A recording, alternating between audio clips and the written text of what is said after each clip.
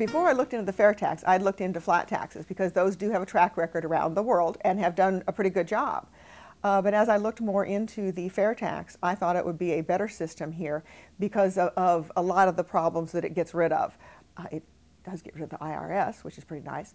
It gets rid of all the federal taxes, whether it's a business tax or a death tax, capital gains tax, taxing investment.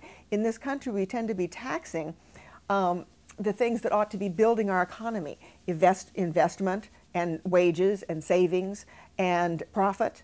And all those things can be used to build the economy. The fair tax takes the taxes off of that and instead taxes what comes out of the economy, which is consumption. And it also helps makes it fair for those at the lower end of the income scale by having a rebate for all the sales tax you would have paid each month on basic necessities. And everyone gets this based on size of family and on poverty level.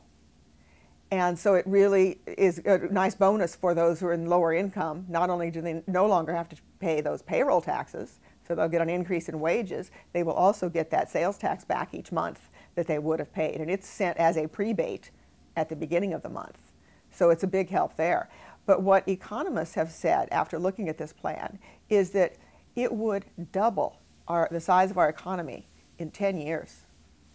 Can you imagine the number of jobs that means? The number of people who are not working now who would be working? We would have full employment. We would be begging people to come into this country to work. Other firms that have moved offshore would come back to the U.S.